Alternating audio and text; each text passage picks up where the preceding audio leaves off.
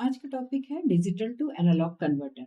Digital to analogue converter का मतलब है कि यदि हम कोई डिजिटल वैल्यू दें तो उसका इक्विवेलेंट एनालॉग वोल्टेज या करंट सिग्नल जनरेट हो। इसके लिए हम क्या करेंगे, आपका डैक जो होता है, डिजिटल टू एनालॉग कन्वर्टर को शॉर्ट में हम डैक भी कहते हैं। तो डैक जो होता है इसमें हम इनपुट क्या देंगे, बाइनरी और any non binary number and codes, और आप क्या चाह रहे हैं कि उसके इक्विवेलेंट आउटपुट वोल्टेज या करंट और उसकी वैल्यू जो होगी must be proportional to the digital input number.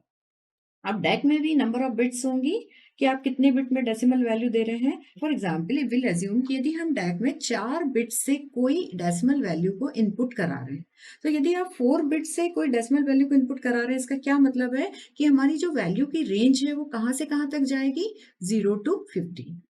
अब आपने इनपुट 0 किया है या 15 किया है या 10 किया है, कुछ भी किया है, और आप इस डिवाइस के through, digital to analogue convert के थ्रू किसी भी एक पर्टिकुलर कॉम्बिनेशन के करस्पॉन्डिंग एक एनालॉग वोल्टेज जनरेट कर रहे हैं, और सपोज उसकी रेंज है 0 to 10, राइट। अंडरस्टूड है कि सपोज हम 0 0 के लिए 0 और इसके लिए 11, तो बीच वाले सारे कॉम्बिनेशन के लिए एक इक्विवेलेंट एनालॉग वोल्टेज जनरेट होना चाहिए। कहने का मतलब है, यदि हम इसे जनरलाइज करें कि यदि n बिट डिजिटल इनपुट है और उसके इक्विवेलेंट आपको एनालॉग वोल्टेज जनरेट करना है through 0 to some value v max, right. So how to do it.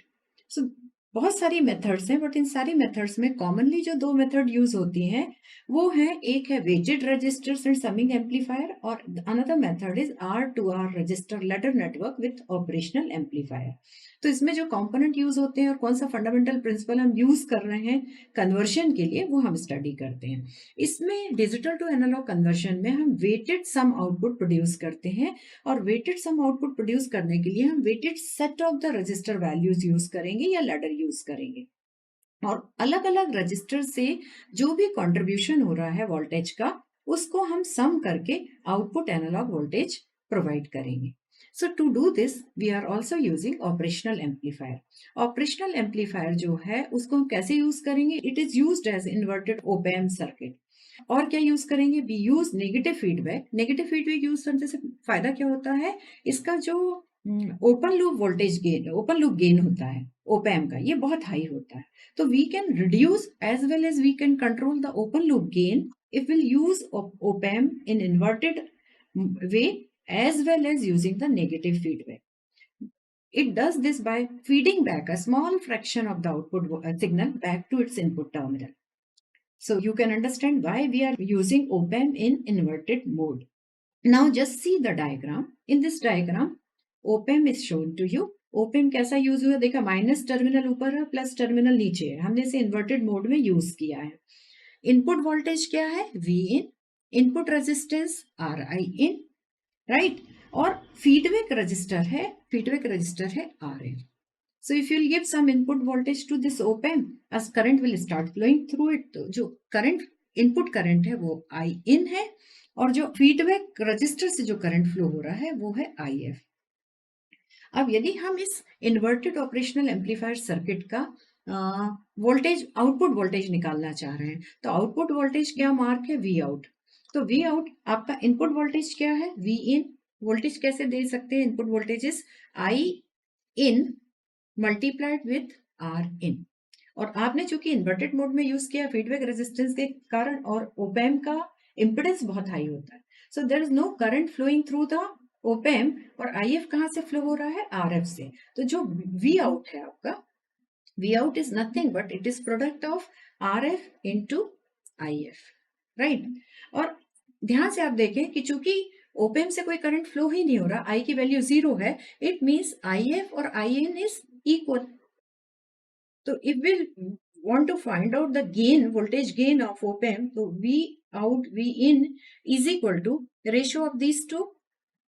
V out is RF into IF, or V in is I in into R in, and as we know these two are equal is according to this. So this is nothing but the ratio of RF upon R in, or rather we can say कि V out जो है वो it is the ratio of feedback resistance to input resistance multiplied with V in. और sign minus क्यों लेंगे, because this op amp is used in inverted mode. अब इसमें क्या फिक्स है, वी इन यदि हम फिक्स कर दें, तो यदि if you want to change the V out, आपको आउटपुट वोल्टेज में कुछ भी चेंज करना, तो हम किसको चेंज करना पड़ेगा, either change the value of R F और change the value of R in, and this is how we can change the V out. तो this the basic concept which we will use in both the methods, चाहे आप weighted register method use कर रहे हैं या R to R ladder resistor method use कर रहे हैं for converting digital signal to analogue signal. इसमें हम क्या करेंगे कि आप एक इनपुट वोल्टेज सिग्नल की बजाय, यदि हम एक रजिस्टर इनपुट रजिस्टर यूज करने के बजाय यदि हम different different input register use कर दें, तो हम कई सारे एनालॉग सिग्नल को कंबाइन करके एक सिंगल आउटपुट लेके आएंगे। Just check if instead of Rn only if we'll use number of register, how does it affect? उस केस में क्या होगा, हमारा जो एम्पलीफायर है, now will call it summing amplifier, हम कई सारे इनपुट सिग्नल को सम करके आउटपुट एनालॉग सिग्नल को जनरेट कर रहे हैं। और जो आपका नेगेटिव फीडबैक रजिस्टर है, नेगेटिव फीडबैक रजिस्टर कर क्या रहा है, it biases the inverted input of the op amp at zero potential. उससे आपका क्या हो रहा है, जो इनपुट सिग्नल है वो इफेक्टिवली एक दूसरे से आइसोलेट हो रहे हैं और आउटपुट से आइसोलेट हो रहे हैं, और आपको आउटपुट क्या मिल रहा है, सारे inverted sum of all the input signal combined. Now see, if instead of single resistance RIN 4 resistance are used, we can take the same voltage, यहाँ हमने अलग वोल्टेज लिए just to explain the equations to you। तो आपके R1 R2 R3 R4 are the 4 resistance, okay।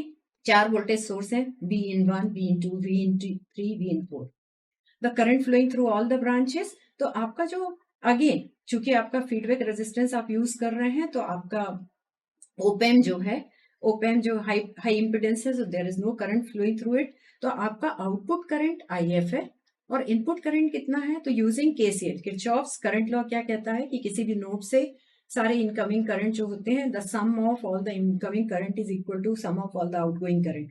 So outgoing current is only one IF और incoming current is I1 plus I2 plus I3 plus I4, right. पहले हमारा केवल एक resistance और एक input current था, अब हमने different register set of the register use किए हुए।